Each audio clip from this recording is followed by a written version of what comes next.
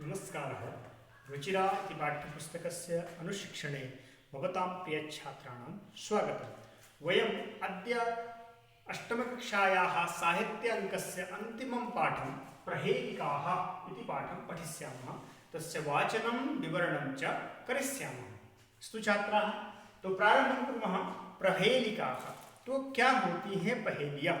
तो हम जानते हैं पहेलियाँ बुझाना, तो वे हिंदी में पहेलियाँ होती हैं, उन्हीं को हम संस्कृत में प्रहेलिकाः कहते हैं।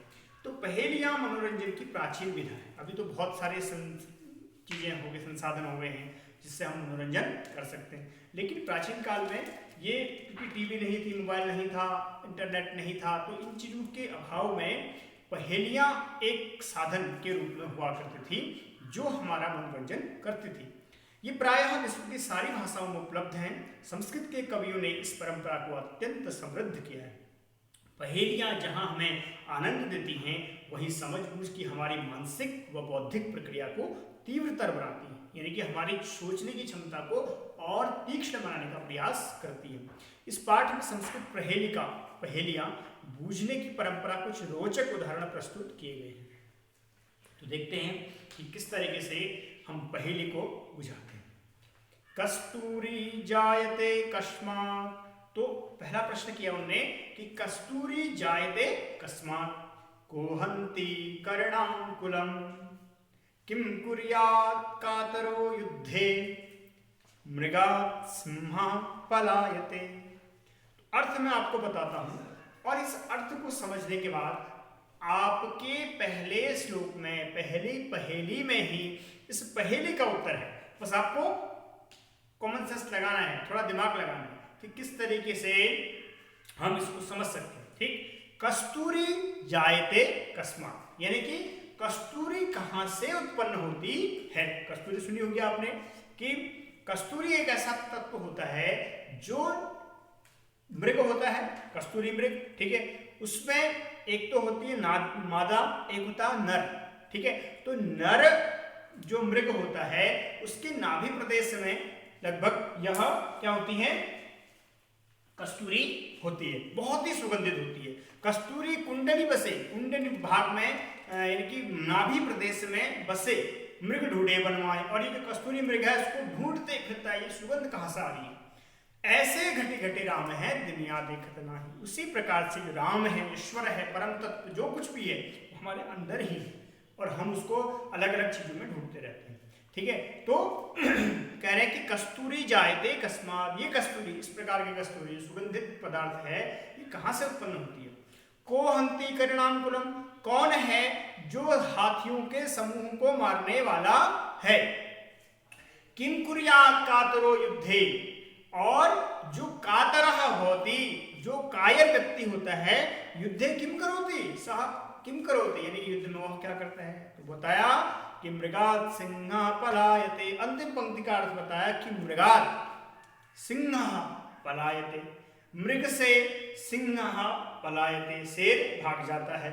ठीक है, अब आपको बताना है कि कस्तूरी कस्मात् जायते, किससे उत्पन्न होती है।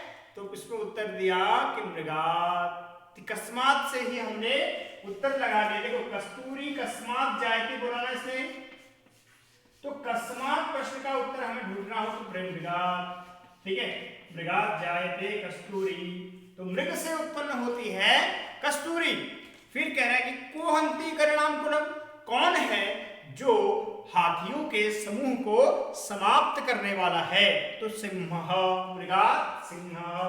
तो कहाँ प्रश्न था, तो उत्तर भी हमें उसी प्रकार का मिला। तो सिंहः शेर है जो हाथियों को समूह को नष्ट कर सकता है।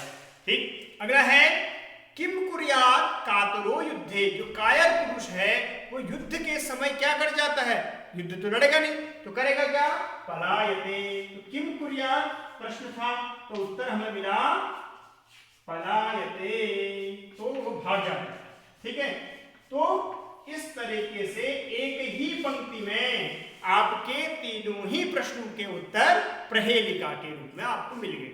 बस इसमें दिमाग ये लगाना है कि प्रश्न क्या है, उत्तर कहाँ हो सकता है, क्या उसी में है या किसी पंक्ति के लास्ट में है। कई बार ऐसा होता है पहेलियों में, ठीक है, कि उसी पहेलियों में उसी पहेली में पहेली का आंसर छिपा होता है। ठीक है, तो अगले वाले में ध्यान रखिएगा। सीमांतनी शुका शांता राजा को भूत गुणोत्तमः विद्वद्भिः का सदा वन्द्या अत्रैवोक्तं न बुध्यते। अब मैं पहले पंक्ति का आपको अर्थ बता दूं, उसके बाद आपको करना क्या है कि समझना है, लगाना है दिमाग कि इसका क्या अर्थ होगा। तो पूछा कि सीमांतिनी शुका शांता, कौन है जो नारियों में सबसे शांत कही जाती है, कौन ऐसी नारी है। ठीक है, अब देखो इसी में उत्तर है, बस आपको ढूंढना है। कैसे ढूंढ सकते हैं, हमने पहले वाले का आंसर कैसे ढूंढा कि अंतिम पंक्ति में था, तो हो सकता है इसमें कहीं और हो, लेकिन है इसी में, बाहर नहीं है कहीं। कि सीमांतिनी शुका शांता, कौन है जो स्त्रियों में सबसे शांत कही जाती है। अगला है राजा को भूत गुणोत्तम, कौन राजा ऐसे हुए हैं जो सभी गुणों में उत्तम कहे गए हैं। उत्तम ठीक है, उत्तम। विद्वद्भिः का सदा वन्द्या, विद्वानों में कौन होता है जिसकी पूजा की जाती है, विद्वानों के द्वारा। अत्रैवोक्तं न बुध्यते, ठीक है, यहीं पर कहा गया है। अत्रैवोक्तं मतलब संधि देखिए, अत्र धन एव धन उक्तम, क्या बना, औ के बाद ए आया तो अय हो गया, अत्रैव बन गया। ठीक है, अत्रैव ऊ था, व के बाद वोक्तम, अत्रैवोक्तम न बुध्यते, यही सब कहा गया है, लेकिन आपको समझ नहीं आ रहा है। न बुध्यते नहीं जान पा रहे हैं आप, तो समझो। सीमांतनीषु का शांता, तो इन शब्दों के लगी पहले और लास्ट वाले शब्दों को देखेंगे तो दिखाने, यहां देखो प्रहेलिका प्रथम द्वितीय तृतीय चतुर्थेषु प्रथम वर्णस्य अंतिम वर्णे संयोगात् उत्तरम प्राप्यते। ठीक है, तो कह रहा है कि सीता, सीता है जो सभी स्त्रियों में सबसे शांत कही जाती है। हर कठिनाई, कठिन परिस्थितियों का बड़े ही धैर्यतापूर्वक उन्होंने सामना किया, बिना उच्छृंखलता, बिना क्रोध के। राजा को भूत गुणोत्तम, कौन राजा हुए हैं जो उत्तम कहे गए हैं। तो राजा को भूत गुणोत्तम, पहला पद रा, लास्ट पद मह, राम। ठीक, अगला विद्वद्भिः का सदा वन्द्या, विद्वानों के द्वारा सदा किसकी पूजा की जाती है, वि और वन्द्या, विद्या, विद्या। ठीक है, विद्या की सदा पूजा की जाती है। तो इस तरीके से दूसरी पहेली का हमने उत्तर जाना। तीसरा है कंसं जघान कृष्णः काशीतलवाहिनी गंगा केदार पोषण रताः कंबलवन्तं न बाधते शीतम। तो इस पहेलिका का भी इसी पहेली में आंसर दिया हुआ है। अब वो कैसे दिया है, कंसं जघान कृष्णः, यानी कि कम संजघान कृष्ण, किसको संजघान मारा, कृष्ण ने। तो कंसं जघान कृष्ण, कंस को मारा कृष्ण ने। ठीक, इस तरीके से आपका उत्तर मिल गया। फिर काशी तलवाहिनी गंगा, का है, कौन है जो शीतल वाहिनी, शीतल होकर के बहती रहती है। गंगा कहां पर बहती है, तो काशी तल, काशी वाराणसी में बहती है गंगा। ठीक, फिर केदार पोषण रताः, केदार पोषण रताः, तो यानी कि केदार, केदार हम सभी जानते हैं, तो केदार मतलब केदार वृक्ष है। ठीक है, पोषण रताः, कौन है जो हमेशा हमारी रक्षा करते हैं। ठीक है, पोषण रता, हमारी रक्षा में हमेशा लगे रहते हैं। केदार पोषण रता है, यानी कि कौन है जो हमारी रक्षा करते हैं। केदार पोषण रता, पोषण रता केदार, केदार शब्द हम इसका उत्तर मिल जाएगा। कंबलवंतम न बाधते शीतम, कौन बलवान ऐसा है जिसको कौन नहीं बाधता, न बाधते शीतम मतलब बाधते, शीतम, शीत जो ठंडा है वो परेशान नहीं करता, वो पीड़ा नहीं देता। तो कम बलवंतम, किस बलवान को? कम बलवंतम, कम बल जिसके पास होगा उसको ठंडी लगेगी। ठीक है, तो इस तरीके से इसका भी हमने उत्तर जाना। अब अगला बहुत शानदार है, कहते हैं कि वृक्षाग्रवासी न च पक्षिराजः त्रिनेत्रधारी न च शूलपाणिः। वृक्षाग्रवासी न च पक्षिराजः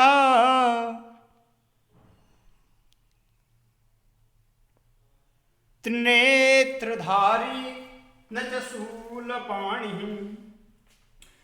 त्वक्वस्त्रधारी न च सिद्धयोगी जलम न बिभ्रन्न घटो न मेघः।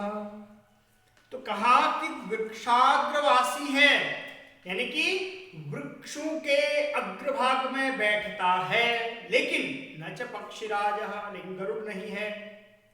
त्रिनेत्रधारी न च शूलपाणि, लेकिन 3 नेत्रों वाला है, यानी कि वृक्षों के अग्रभाग में बैठता है लेकिन गरुड़ नहीं है। 3 नेत्रों वाला है लेकिन शूलपाणि भगवान शिव शंकर नहीं है। त्वक वस्त्रधारी न च सिद्ध योगी, त्वचाओं से बन करके जो वस्त्र बनते हैं उनको धारण करता है, लेकिन कोई सिद्ध योगी बाबा नहीं है। जलम न बिभ्रन न घटो न मेघः, जल को धारण करता है लेकिन न कोई घट है न मेघ है। ठीक है, न कोई बादल है और न कोई घड़ा है। घड़े में पानी रखते हैं और बादल में पानी होता है, तो ये कौन है? तो बताएं। तो चौथे प्रश्न का इसमें कहता है कि उत्तर कैसे मिलेगा। अब देखो, कह रहे हैं कि वृक्षाग्रवासी, अब गरुड़ तो नहीं है तो क्या हो सकता है? देखो, वृक्षों के अग्रभाग में चारों चीजें देख लो, आप स्वतः समझ में आ जाएगा। वृक्ष के अग्रभाग में रहता, लंबे वृक्ष हैं और अग्रभाग में उसका फल होता है। एक त्रिनेत्रधारी, और 3 नेत्र होते हैं उसमें, लेकिन शूलपाणि तो नहीं है। ठीक है, लेकिन 3 नेत्र होते हैं। तो पहली चीज हो गई कि वृक्षों के अग्रभाग में होता है 3 नेत्र होते हैं, 3 नेत्र समान कुछ होता है।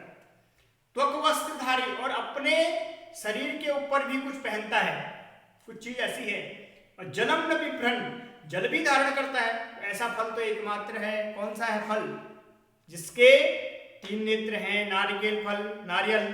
ठीक है, वृक्ष के ऊपर भाग में होता है। त्वक वस्त्र धारण करता, अपने ऊपर देखते ना आप, नारियल के ऊपर भी उसको खोलने में कितना समय लग जाता है। जलम न बिभ्रन, जल भी धारण करता है, अंदर पानी होता है उसके, नारियल पे, नारियल पानी। ठीक है, तो उसको पीते बड़े चाव से लोग। तो इस तरीके से पहेली का लास्ट है, भोजनांते च किं पेयम जयंतः कस्य वै सुतः कथम विष्णु पदम प्रोक्तम तक्रम शक्रस्य दुर्लभम। कहा कि भोजनांते च किं चेयम, यानी कि अभी दिन का भोजन होने वाला है, लंच।